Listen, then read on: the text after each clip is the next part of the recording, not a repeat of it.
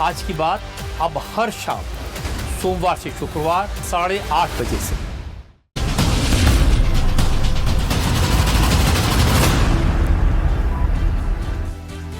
नमस्कार, बहुत स्वागत है आपका। आप देख रहे हैं इंडिया टीवी। मैं हूं आपके साथ प्रिया सिंह सोमवंशी। दोपहर के 12 बज रहे हैं, वक्त हो चला है प्रहार का। राम मंदिर में करोड़ों सनातनियों की आस्था के साथ किसने खिलवाड़ किया? राम मंदिर में भक्तों के दान को कितने लोगों ने मिलकर लूटा है? इसकी जांच फुल स्पीड में चल रही है। आज सीएम योगी आदित्यनाथ भी राम मंदिर पहुंचने वाले हैं। योगी इस वक्त अयोध्या में ही मौजूद हैं और अब से थोड़ी देर पहले वो रुदौली में थे। रुदौली से योगी ने रामद्रोहियों पर बहुत बड़ा प्रहार किया है। राम मंदिर में चढ़ावा चोरी के मामले में आज योगी ने साफ कर दिया कि अपराधी कितना भी बड़ा क्यों ना हो, कितना भी रसूखदार क्यों ना हो, सबका हिसाब होगा। राम मंदिर में दान चोरी को लेकर चल रहे विवाद और जांच के बीच सीएम योगी ने पहली बार एक्शन लिया है। दान चोरी की जांच के लिए एसआईटी बना दी गई है। दूध का दूध, पानी का पानी होगा। योगी ने आज ये भी कहा कि इस मामले में किसी के पास कोई सबूत है तो वो बिना डरे आगे आए और सबूत मुहैया करा दें। योगी ने रामद्रोहियों से सतर्क रहने की चेतावनी भी दी और कहा कि अयोध्या को बदनाम करने वाले राम भक्तों पर गोली चलाने वालों के बहकावे में ना आए। हमारी पावन अयोध्या के नाम पर जय श्री राम का नारा लगाने पर ये लाठी गोली चलाते थे। इनके दोगले चरित्र को देखो। जो कांग्रेस अयोध्या में भगवान राम का मंदिर न बनने पाए इसके लिए एड़ी चोटी लगाई थी, इसने पूरी ताकत लगा दी थी और इसने माननीय उच्चतम न्यायालय में शपथ दिया था बड़ी बेशर्मी के साथ में कि राम तो हुए ही नहीं। जिसने आपके सामने स्वयं पहचान का संकट खड़ा किया था वह कांग्रेस आज अयोध्या पे बड़ी मचल रही है। बोल रही राम भक्तों का अपमान हो गया। अरे तब क्या राम भक्तों का अपमान नहीं हो रहा था जब आप कहते थे सुप्रीम कोर्ट में आपके नेता एफिडेविट देते थे, इनकी सरकार बेशर्मी के साथ शपथ पत्र दाखिल करती थी, कहती थी राम हुए ही नहीं। भगवान राम, जगत नियंता राम, श्री राम के अस्तित्व पर प्रश्न खड़ा कर रही थी कांग्रेस। आज वो मचलती हुई दिखाई दे रही है। और समाजवादी पार्टी, देखो तो इनका दोहरे चरित्र को। कहती राम भक्तों का अपमान हुआ। राम भक्तों पर, कार सेवकों पर गोली चलाने और जय श्री राम बोलने पर लाठी भांजने वाले लोग आज उपदेश देने चले हैं, उपदेश देने चले हैं। बहनों और भाइयों, मेरी अपील होगी सभी राम भक्तों से। अयोध्या के बारे में जो समाचार पत्रों में सुनने को मिला, हम लोगों ने ट्रस्ट के अनुरोध पर एसआईटी जांच बिठाई है और मैं उन्हें इस बात के लिए कह सकता हूं कि एसआईटी जांच दूध का दूध और पानी का पानी करके रहेगी, उसमें कोई संदेह नहीं। लेकिन मैं सभी से इस बारे में अनुरोध करूंगा, सभी पक्षों से कहूंगा कि कोई भी ऐसी अनर्गल टिप्पणी और बातें न हो जो राम भक्तों की भावनाओं को आहत करती हो, राम भक्तों की भावनाओं को आहत करती हो। अगर किसी के पास कोई डॉक्यूमेंट्री प्रूफ है, वे कृपया एसआईटी को उपलब्ध करवा दें। एसआईटी को दे दें, एसआईटी जांच करके देगी। और राम भक्तों से भी मैं कहना चाहूंगा, राम भक्तों से मेरी विनम्र अपील होगी, प्रभु राम ने हमें मर्यादा का पाठ पढ़ाया है, मर्यादित रहने का आचरण दिया है। हम उस मर्यादा का पालन करते हुए हमने 500 वर्षों तक, हम लोगों के पूर्वजों ने 500 वर्षों तक प्रभु राम के स्थान को लेने के लिए संघर्ष किया है। 500 वर्षों तक मर्यादित रहते हुए हमने संघर्ष किया है। 15 दिन और देख लें, इंतजार कर लो, चिंता मत करो। लेकिन हम अयोध्या को बदनाम करने वाले, राम जन्मभूमि मंदिर को अपमानित करने वाले लोगों के बहकावे में कतई ना आए। ये लोग कभी नहीं चाहेंगे कि अयोध्या का नाम हो। तो आपने सीएम योगी आदित्यनाथ को सुना। सीएम योगी ने साफ कर दिया है कि राम मंदिर में लूट करने वालों को बख्शा नहीं जाएगा। एसआईटी की जांच फुल स्पीड में चल रही है और इसी बीच राम मंदिर में चढ़ावा चोरी को लेकर बड़ा खुलासा हुआ है। सोर्सेस के मुताबिक एसआईटी ने हीरे जड़ित हार और चरण पादुका को लेकर भी पूछताछ की है। पूछताछ के दौरान हीरा जड़ित हार और चरण पादुका को लेकर लोग गोलमोल जवाब दे रहे हैं। जांच टीम में राम मंदिर के पुजारी से हार और चरण पादुका के बारे में पूछताछ की गई, जिस पर पुजारी ने बताया कि हार और चरण पादुका भगवान को पहनाने के बाद टिन्नू यादव को वापस कर दी गई थी। और उधर टिन्नू यादव ने बताया कि उसने हार और चरण पादुका आभूषण रखने वाले कृष्णदेव तिवारी उर्फ केडी तिवारी को दे दिया था। लेकिन केडी तिवारी ये कह रहे हैं कि हार और चरण पादुका उसे नहीं मिला। केडी तिवारी ने बताया कि उसे ना तो सोने की ईंट मिली और ना ही इसकी कोई रसीद मिली है। मेरे सहयोगी पवन नारा इस वक्त अयोध्या से सीधे जुड़ चुके हैं। पवन, अभी तक इन्वेस्टिगेशन में क्या बातें आई हैं? क्योंकि अलग अलग तथ्य लगातार निकलकर सामने आ रहे हैं और 50 से ज्यादा लोगों से पूछताछ हो रही है। योगी आदित्यनाथ जब आज खुद अयोध्या में हैं, सबसे अहम बात उन्होंने ये कहा है कि 15 दिन का इंतजार और कर लीजिए, दूध का दूध पानी का पानी हो जाएगा। इसमें दो बातें हैं प्रिया। पहली बात, योगी आदित्यनाथ ने क्या कहा, दूसरी बात, जांच में क्या हुआ। योगी आदित्यनाथ ने स्पष्ट किया है कि अगर किसी के पास कोई पुख्ता सबूत है तो एसआईटी के सामने रखें और एसआईटी की जांच की प्राइमरी रिपोर्ट आने तक इंतजार करें, अयोध्या को बदनाम ना करें। दूध का दूध और पानी का पानी हो जाएगा। और जब योगी आदित्यनाथ ये कह रहे हैं तो वो सीधे राम भक्तों से संवाद कर रहे हैं कि जो आरोप लगे हैं उनकी जांच हो रही है, तथ्यात्मक तथ्य एसआईटी सामने रखेगी। कहीं सुनी बातों और अफवाहों पर ध्यान ना दें। दूसरा संवाद उन्होंने सीधा विपक्षी पार्टियों से कहा है और पूछा है कि इस मौके का फायदा उठाकर राम जन्मभूमि तीर्थ क्षेत्र को बदनाम ना करें, बल्कि जांच का इंतजार करें। क्योंकि उन्होंने सीधे विरोधियों के निशाने पर लिया और कहा कि जो राम के अस्तित्व को नकारते थे आज चंदे पर सवाल पूछ रहे हैं। दूसरी बात, एसआईटी की जांच। एसआईटी की जांच को लेकर अब मामला कैश से आगे बढ़ रहा है। कैश से आगे जो जो आभूषण जमा होते हैं, अगर वो ऑफिस में जमा होते हैं तो उसकी बाकायदा रसीद दी जाती है। लेकिन जो प्रभु श्री राम के चरणों में अर्पित किए जाते हैं या पुजारी को दिए जाते हैं, वो कहां जाते हैं?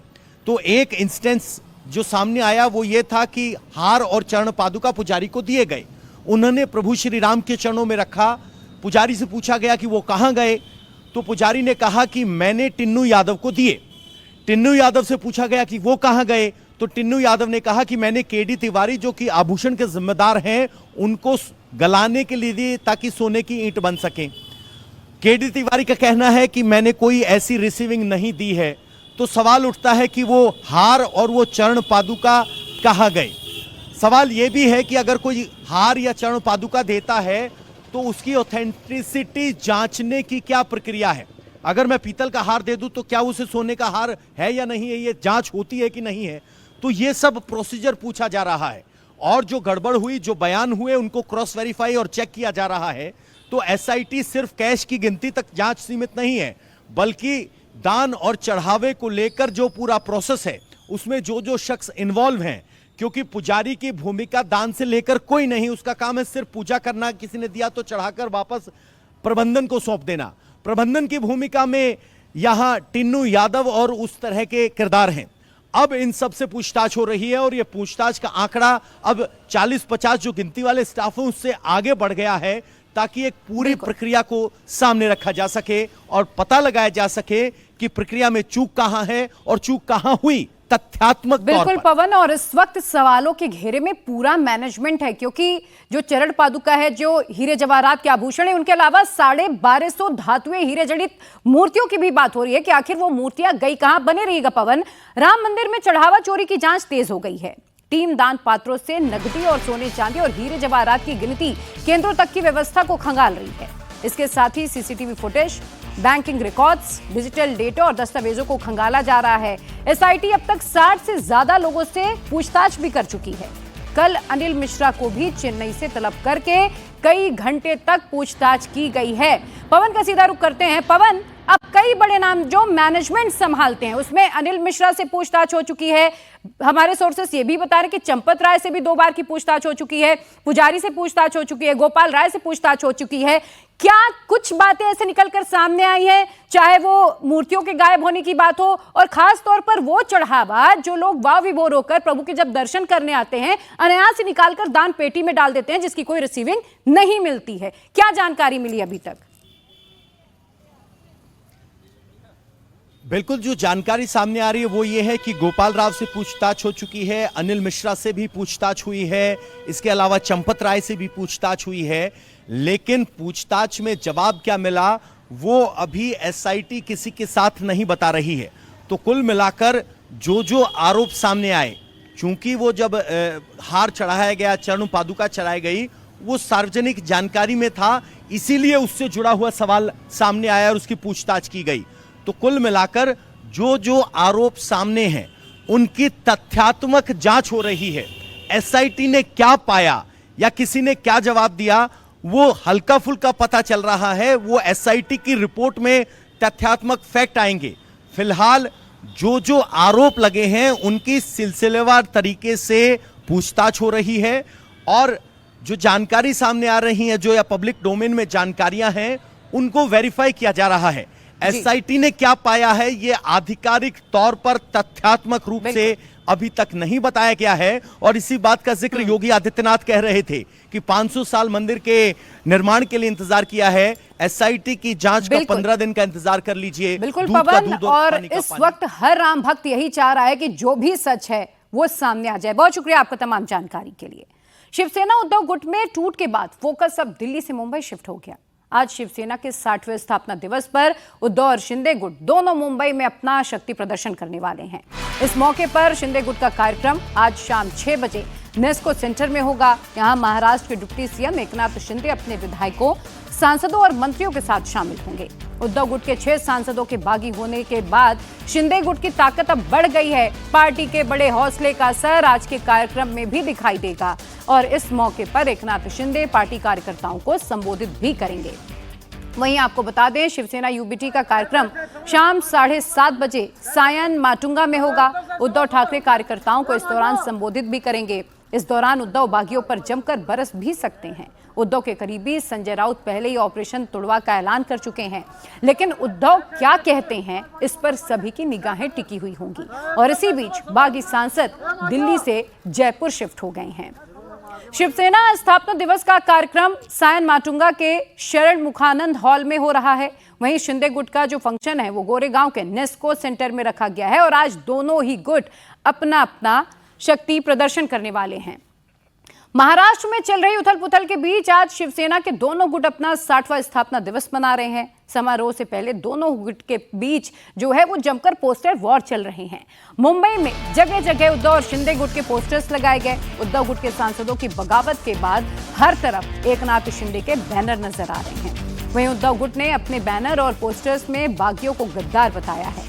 उद्धव और शिंदे दोनों गुटों ने अपने अपने टीजर भी जारी किए। दोनों गुटों के बीच तनाव को देखते हुए मुंबई पुलिस भी अलर्ट पर आ गई है।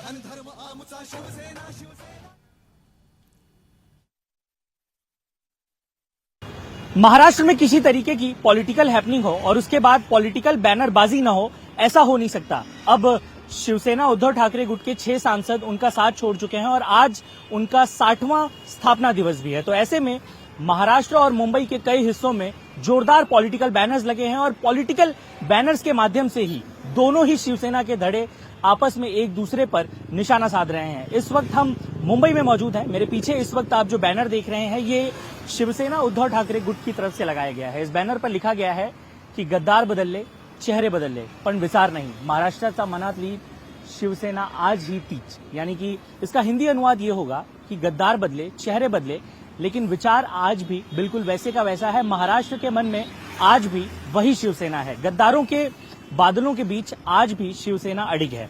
अब ये जो बैनरबाजी आप देख रहे हैं, ये शिवसेना उद्धव ठाकरे गुट की तरफ से है। आज इन दोनों का स्थापना दिवस है, 60वां स्थापना दिवस है। आज शाम उद्धव ठाकरे भी अपने कार्यकर्ताओं को संबोधित करेंगे और एकनाथ शिंदे भी अपने कार्यकर्ताओं को संबोधित करेंगे। केवल उद्धव ठाकरे के नहीं, आप देखें तो यहाँ पर शिवसेना एकनाथ शिंदे गुट के भी बैनर पूरे मुंबई में जोर शोर से लगे हुए हैं।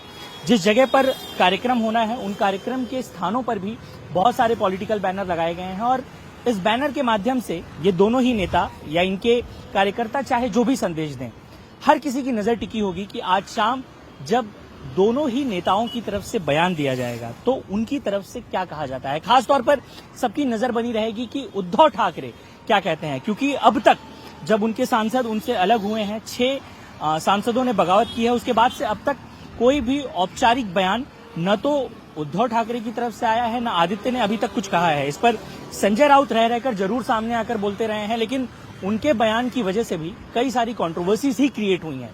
तो ऐसे में अब आज शाम जब ये दोनों नेता एक दूसरे पर तंज कसेंगे, एक दूसरे पर निशाना साधेंगे, बहुत सारे बयान तो हम खुद जानते हैं कि वो क्या कहेंगे। एकनाथ शिंदे अपने काम को जस्टिफाई करने की कोशिश करेंगे, ये बताने की कोशिश करेंगे कि क्या कारण थे कि उन्होंने उद्धव ठाकरे का साथ छोड़ा, और उद्धव ठाकरे एक इमोशनल कार्ड खेलते हुए नजर आएंगे कि अब उनके हाथ में कुछ नहीं है, अब उनकी पार्टी उनके हाथ से चली गई है, गद्दारों ने बगावत कर दी है।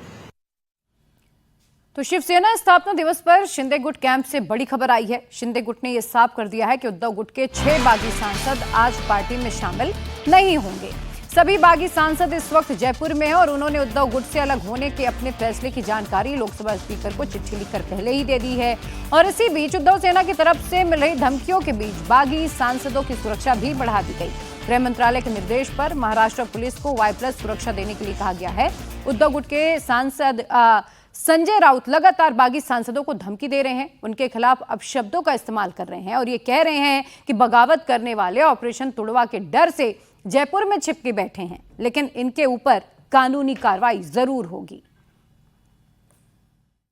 असली बाप का नाम बताइए। हमारे बाप का नाम बाला साहब ठाकरे है। तुम बोल सकते हो तुम्हारा बाप का नाम बोल सकते हो? शिवसेना के बाप का नाम बाला साहब ठाकरे है। ये देखिए, छोड़ दीजिए, ये सब बिके हुए लोग हैं। ये पैसे के पीछे वो लोग पागल हो गए हैं। उनको ना कोई निष्ठा है, ना लॉयल्टी है। गांजा पीते हैं, नशा करते हैं और इस प्रकार की बातें करते हैं। और क्या है, आप क्यों ध्यान देते हो? राजेश कुमार हमारे साथ मुंबई से जुड़ चुके हैं। राजेश, असली शिवसेना की लड़ाई होते होते और आज की जो लड़ाई है वो आ गई है कि ताकतवर कौन। दोनों की तरफ से शक्ति प्रदर्शन की जाएंगे, क्या तैयारी है, कितने लोग इसमें शामिल होने वाले हैं? देखिए, स्थापना दिवस है और 60वां स्थापना दिवस है और इन सब के पहले जो पिछले एक हफ्ते में हुआ उस वजह से दोनों की जो रैलियां हैं, दोनों के जो कार्यक्रम है वो काफ़ी अहम हो गए हैं। एक तरफ गोरेगांव में एकनाथ शिंदे जो हैं वो गरजेंगे अपने समर्थकों के साथ, तो सायन माटुंगा में उद्धव ठाकरे अपने समर्थकों को संबोधित करेंगे। आज के भाषण पर नजर है क्योंकि 6 सांसदों के टूटने की बात है, ऑपरेशन टाइगर की बात है, उसके बाद संजय राउत जिस तरीके के बयानबाजी कर रहे हैं, जो सांसद टूट के गए हैं उन पर उनको देख लेने की बात कर रहे हैं। तो इन सब के बीच में जो भाषण होंगे उस पर नजर रहेगी। एकनाथ शिंदे की तरफ से गोरेगांव में तैयारियां हैं, उनके जितने भी सांसद उनके विधायक हैं वो ज्यादा से ज्यादा भीड़ जुटाने की हर मुमकिन कोशिश कर रहे हैं। वहीं उद्धव ठाकरे के जो हल्के में लोग हैं उनका कहना है कि जो सिंपैथी वेव है, उद्धव ठाकरे की पार्टी टूटी है, दूसरी बार है जब पार्टी टूट रही है, तो सिंपैथी वेव है उसको देखते हुए वो भी उम्मीद कर रहे हैं कि उनके तरफ भी उनका जो हॉल है जहां पे वो संबोधित करने वहां पर भी भारी भीड़ आएगी। इन सब के बीच में मुंबई पुलिस सतर्क है और सभी जोन के डीसीपीज को कह दिया गया है कि किसी तरीके के लॉ एंड ऑर्डर की व्यवस्था, लॉ एंड ऑर्डर खराब ना हो, इसका ध्यान रखें, क्योंकि मुंबई से भी एक सांसद जो है वो टूट के, उद्धव ठाकरे से टूट के एकनाथ शिंदे की तरफ गए हैं। जी बिल्कुल, बहुत शुक्रिया राजेश आपका तमाम अपडेट के लिए। और इसी बीच दिल्ली से उद्धव गुट के सांसदों की बैठक में शामिल होने के बाद राजा भाऊ वाजे नासिक लौट गए। नासिक रेलवे स्टेशन पर समर्थकों ने उनका जोरदार स्वागत किया। फूल बरसाए गए। स्टेशन से बाहर निकलने पर आतिशबाजी के साथ उनका स्वागत हुआ। कल संसद भवन में उद्धव गुट की बैठक में जो 3 सांसद शामिल हुए थे, उनमें नासिक के एमपी राजाभाऊ वाजे भी शामिल हैं। वाजे ने मीडिया से बात करते हुए कहा कि उन्होंने अपना कर्तव्य निभाया है। जो काम मैंने किया है वो मेरा कर्तव्य था, लेकिन सबको आनंद हुआ है तो मैं भी बहुत खुश हूँ। और संजय राउत ने कहा है कि जो 6 सांसद बागी है उनको धमकी दी गई, उसको क्या कहेंगे? उसके बारे में मैं कुछ नहीं कहूँ। और अब बात बिहार की। बिहार की सियासत में बीते कुछ दिनों से राबड़ी देवी का बंगला चर्चा का केंद्र बना हुआ है। सरकार के आदेश के बाद भी राबड़ी देवी ने कहा था कि वो बंगला खाली नहीं करेंगी, लेकिन अब राबड़ी देवी ने बंगला खाली करना शुरू कर दिया है। पटना में राबड़ी देवी 10 सर्कुलर रोड के बंगले से अपना सामान खाली करना शुरू कर चुकी हैं। बिहार सरकार के आदेश के बाद लालू परिवार की ओर से 10 सर्कुलर रोड वाले बंगले से शिफ्टिंग शुरू कर दी गई। हालांकि राबड़ी देवी का सामान सरकार की ओर से मिले 39 हार्डिंग रोड पर बंगले की बजाय तेजस्वी यादव के आवास 1 पोलो रोड पर शिफ्ट किया जा रहा है। राज्य सरकार ने नोटिस देकर 15 जून तक 10 सर्कुलर रोड वाला बंगला खाली करने का आदेश दिया था। हालांकि लालू प्रसाद यादव के स्वास्थ्य का हवाला देकर इसे टाल दिया गया था, लेकिन अब कल से राबड़ी देवी के बंगले से शिफ्टिंग का काम शुरू हो गया है। वहीं राबड़ी देवी के भाई प्रभुनाथ यादव ने इंडिया टीवी के साथ बातचीत में कहा कि सरकार जानबूझकर लालू परिवार को परेशान करने के लिए ये कार्रवाई कर रही है। उन्होंने कहा कि और भी बहुत लोगों के पास अभी बंगले हैं, लेकिन लालू परिवार जानबूझकर इन्हें तंग करने का काम किया जा रहा है सरकार की ओर से।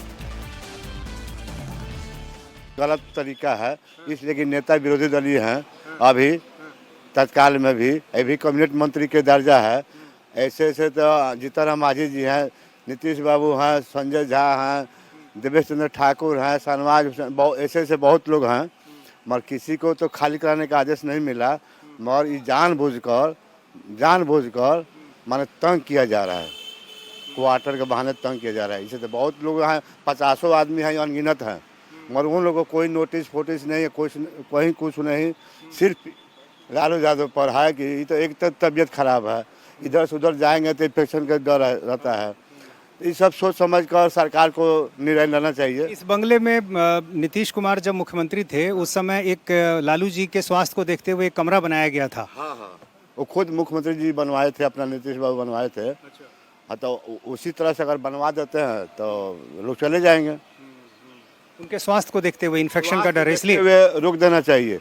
नहीं तो नहीं रोकना है तो बहुत लोग अपने अनगिनत लोग डेरा में हैं, तो उन लोग को भी खाली कराना चाहिए। लेकिन लगातार पार्टी के नेता कह रहे थे, खुद राबड़ी देवी भी कह रही थी कि हम बंगला खाली नहीं करेंगे। अचानक क्या हो? ना बंगला काहे नहीं खाली करेंगे? बंगला कौन हमारा घर का नहीं ना है कि नहीं खाली करेंगे? सरकार का बंगला है। सरकार माने सोच विचार कर 20 वर्ष 21 वर्ष में नहीं खाली हुआ। ये जैसे भाजपा की सरकार आया तो क्या भाजपा के माने यही है कि लालू यादव खाली कराएंगे, आज जीतन मांझी नीतीश कुमार को नहीं खाली कराएंगे?